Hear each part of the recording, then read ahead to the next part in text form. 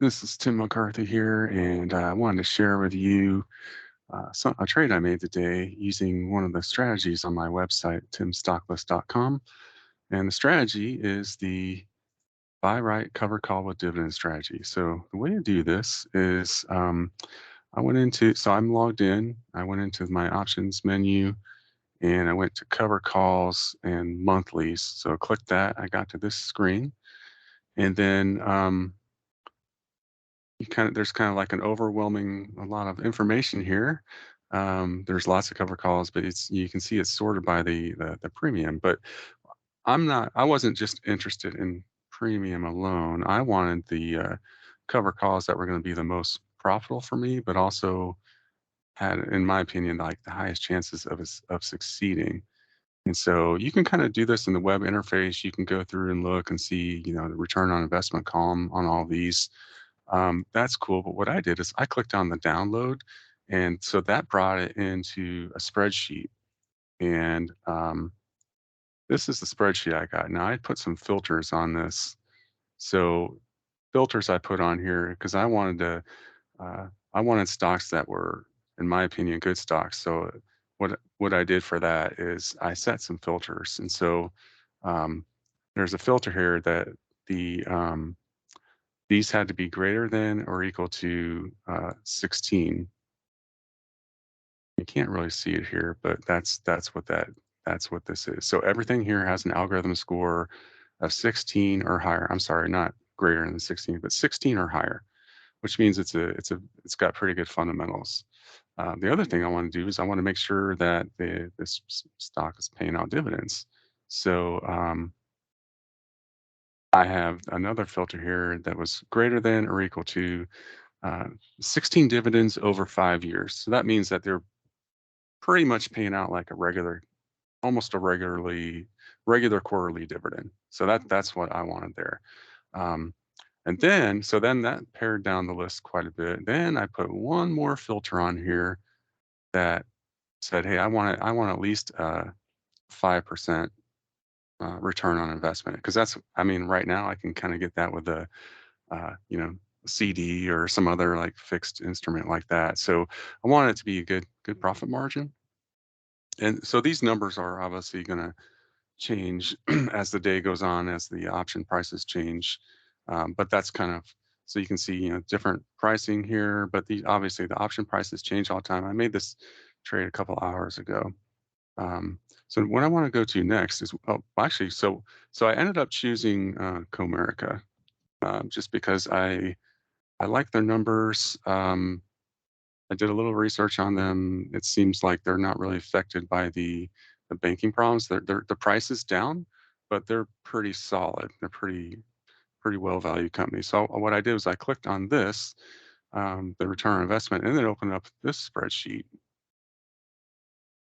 and I was able to calculate what my profitability was. So what I ended up doing here is um, after I made the trade, I went ahead and put in the actual share price that my trade got executed at. So I bought 200 shares. I sold two cover call contracts, and I received a premium of $3.09 per contract. So contract is 100 shares, so $618. At strike price I went was 40. I wanted it to be above the current share price so I could get, you know, it's gonna I want it to be profitable, right? I could have sold an in the money covered call option, but in this case, I want it to be above what the current price was. So I want it to be just slightly out of the money. In fact, this might be like at the money, considered almost at the money. Um, but that's what I put. Like if you chose, maybe if you went down a little bit lower, obviously you're going to get more premium. But this, to me, I think was the ideal. And also, I wanted to be about 45 days out. So chose this June 30th, and actually that came from you can see here the contract expiration here, as well as in here, when I go look at this, it tells me contract expiration date, June 30th, strike price 39. So I actually raised the strike price because the price of this went up today. Earlier, when I generated this before, it was 38, and then But at the time I made the trade, the stock had already gone up to $39.32 a share. So it's already doing pretty good today. Today's a green day, and that's actually another thing that I liked as well, is that the market was moving up today, and because of that, the premium on the 40 strike went up because the price is getting closer to that strike price, so the premium went up a little bit higher. But you can see here, this spreadsheet already comes in with a bunch of calculations, so it tells you what the capital required for the trade is, um, break-even share price. So that's calculated by the current share price minus the premium received times however many contracts you did. I did 2, and then minus the dividend received per share. I didn't count the commission in there. There's only $1 commission. Um, max profit per share, same thing. Strike price minus the price that I bought it, plus the premium times cover call contracts, and then the dividend received. So that's another thing. It's like this. Let's go back to the list here.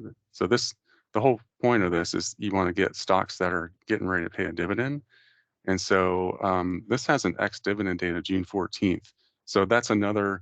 I'm collecting more money on this. So I'm getting 71 cents a share for the dividend. And so just trying to maximize the premium and dividend, getting as much as we can for this.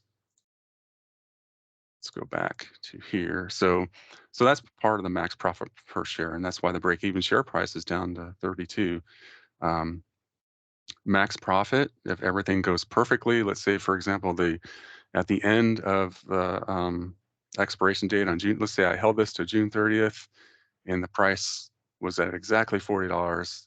This is how much I'd make. And then looking at the return on investment, pretty good, 19.24%. And then if you analyze that, that's 163%. So pretty decent investment. Now, one thing to keep in mind here about this is I'm not being greedy.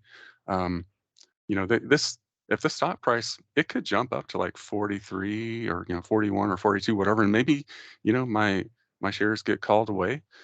I'm okay with that, because if that happens, I've already received the premium here. I may or may not have received the dividend, depending on when they get called away, the shares get called away. But if they get called away after June 14th, that's pretty good. And so, I'll take that. And I don't mind, if the price was at 43 or whatever, um, that's fine. I'm already locking in profit. But if I wanted to, this is the beautiful thing about options. If I wanted to stay in the stock, I could roll this option. So I could close it and then roll it out for probably would be like a 1 or 2 probably like 2 or 3 month rollout to a higher strike price. So I could continue owning the stock if I wanted to, if I wanted to keep it, or I could just start the whole process all over again. But the idea is I'm not being greedy. I'm just saying, hey, I know I'm going to get this profit if the stock goes up. Now, what happens if the stock goes down? Well, it depends on how much it goes down. So what I do is I set up an alert. So I know my break-even share price is 32 here. So I set up an alert for, I think I put an alert in my brokerage account for like 36 or 35, just so I can decide what I want to do with it then. Because one thing that's going to happen is if the price goes down, the premium is going to go down, which is good because we've already received it. So what you could do is if the premium goes down, you could ride it out till expiration, or you could just close it out.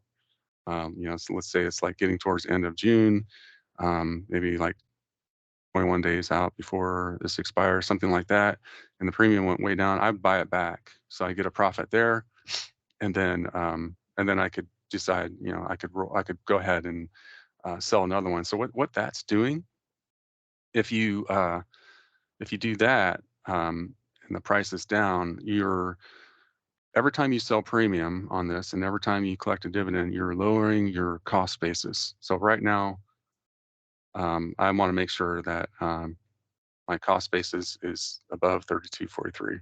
So if let's say it goes down, let's say it goes down all the way to 32, I can get that back just by buying the contracts back on my cover call, and then sell them again. And maybe I don't know what the who knows what the premium would be, maybe like a dollar or two, something like that, but that'd bring me right back. So you have ways of saving these trades if they do go bad. Um, and then if they go great, you have ways of staying in the trade if you want, or just let it get called away and capture this nice profit and on to the next one. So that's all I wanted to share with you. And happy trading, everybody. Thank you.